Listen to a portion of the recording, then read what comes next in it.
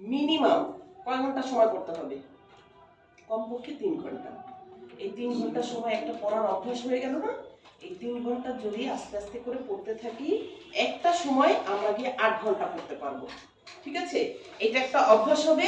আর একটা হচ্ছে লিখিত পরীক্ষা আমাদের প্রচুর লিখতে হয়। হাতের লেখা যেমনই হোক না কেন প্রচুর লিখতে হয়। নো ওয়ে, এই যে এখানে 200 নম্বর আছে বাংলার, ইংরেজি হচ্ছে 200 নম্বর 400, তারপরে ইন্টারন্যাশনাল অ্যাফেয়ার্স, তারপর বাংলাদেশ অ্যাফেয়ার্স, এগুলো আছে, এগুলো তো সবই বাংলার লেখা। সেই লেখাগুলো তো অনেক লিখতে হয়। তাহলে অভ্যাসটা হবে পড়ার, টেবিলে বসার, আর একটা অভ্যাস হবে লিখার, আর একটা উপকার হবে প্রিলি লিখিত ভাইবা যাই হোক না কেন আমি পারবো। ঠিক না? ভাইবাটা কিন্তু কমন পড়ে, এটা অনেক আরো অনেক গল্পের ব্যাপার আছে, অনেকের অভিজ্ঞতা থেকে বুঝছি ভাইবাটাকে সেই দিকে নিয়ে যাওয়া যায়। তুমি একটু খেয়াল করে দেখো, ফেসবুকে একটা স্ট্যাটাস দিও, প্রথমটা যদি লিখে আলহামদুলিল্লাহ, পরের গুলো আলহামদুলিল্লাহই আসতে থাকে, ঠিক কিনা? আমি খেয়াল করেছি, তোমরা জানো খেয়াল করছো কিনা জানি না। আবার প্রথমটা যদি একটু যেইভাবে যাবে, মানে শুরুটা যেভাবে হয়, অনেক মাস্টার আছে গিয়ে শুরু করে হয়তো বাংলায় প্রশ্ন করেছে, সে ইংরেজিতে উত্তর দেওয়া শুরু করলে এই সে আটকে গেছে। ঠিক আছে? আবার দেখা গেল যে বোর্ড যদি খুব সদয় হয়, বাড়ির প্রশ্ন করেছে ওই দিক থেকে, তো সে ভাইবাটা এই দিকে নিয়ে গেল। ঠিক আছে? আমার কাছে তো সহজ হওয়া দরকার, একটা চাকরি হওয়া দরকার, ওইখানে গিয়ে জাহির করার তো দরকার নেই যে আমি এত ভালো করেছি, এত কিছু করেছি।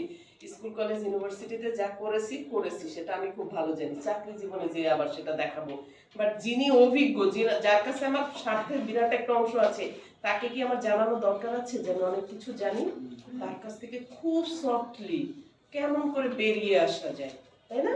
আর কেমন করে বেরিয়ে আসবো, এটা কিন্তু একটা অভ্যাসের ব্যাপার, ঠিক না? কেমনটা যেমন তেমন ভাবে আসে না, জীবনে সবকিছু অভ্যাস করতে হয়।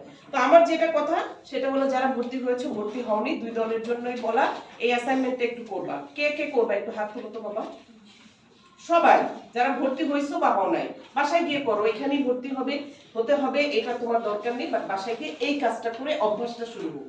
হ্যাঁ, ঠিক আছে। প্রয়োজনে আমাদের অফিসার ম্যাডাম আছে, তার কাছ থেকে আমরা কোন কোন বই অ্যাসাইনমেন্ট করাবো বা কোনটা কোনটা আমাদের দরকার সেটা নিয়েই তুমি বাসায় পড়াশোনা শুরু করে দাও।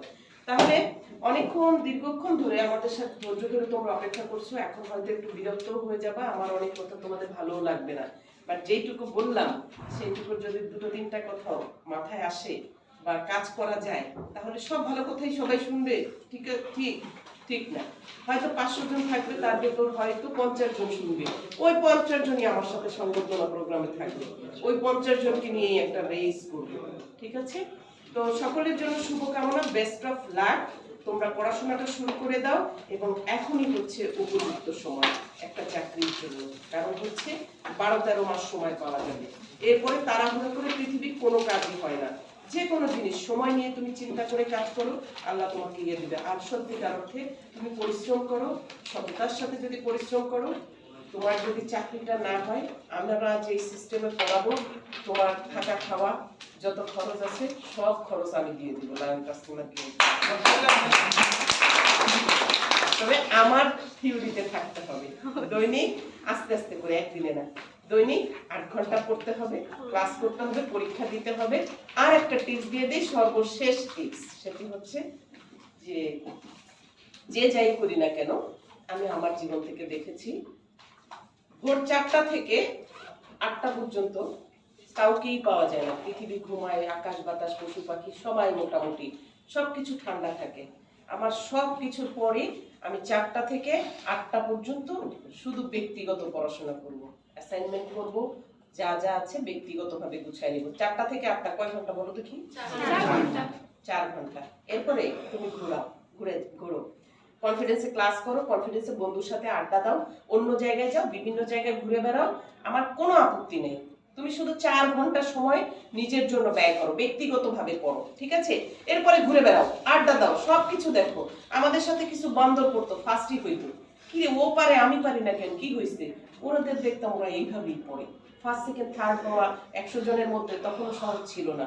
পৃথিবীতে কোনো সময় কোনো যুগে মানুষ যারা, তাদের জীবনে কষ্ট ছাড়া অনেক কিছু হয়েছে এমনটি ভাবার কোনো সুযোগ নাই। হ্যাঁ, তবে পার্থক্য ছিল। আমার কাছে একটা নোটের জন্য ছেলেপেলেরা ঘুরঘুর করতো, তখন হয়তো নোট কষ্ট করে করতে হতো, 8-10টা বই ধরে করতে হতো। এখন তুমি চ্যাট জিপিটি না, আচ্ছা ও আমি উচ্চারণও করতে পারি না, ওটাতে আসলে দেখি সুন্দর করে ইয়ে করে দেয়। আমার মেয়ে বললো যে মা তুমি সেমিনারে যাবা কি শাড়ি পরবা, ওকে জিজ্ঞেস করো, বলে দিল। সত্যি সত্যি অবাক, এই যে পিচ্ছি পিচ্ছি একটা, তারা বলে যে মা সব, মানে আমি সত্যি সত্যি কিছু জিনিস দেখি, ও তো চমৎকার ওয়ার্ড দেয়, চমৎকার ভাষা দেয়। ঠিক আছে, তবে হ্যাঁ প্রযুক্তি ভালো, প্রযুক্তি যদি কাজে লাগানো যায় খুবই ভালো। তবে পৃথিবীর কোনো সময় কোনো কালে কেউ কষ্ট ছাড়া কোনো কিছু অর্জন করে নাই। সেই সময় প্রতিযোগিতা কম ছিল, পড়াশোনার ইয়েটা কম ছিল, এখন প্রতিযোগিতা বেশি, আমাকে লড়তেই হবে। যারা লড়বে তারা সামনের সারিতে থাকবে। সকলের জন্য শুভকামনা।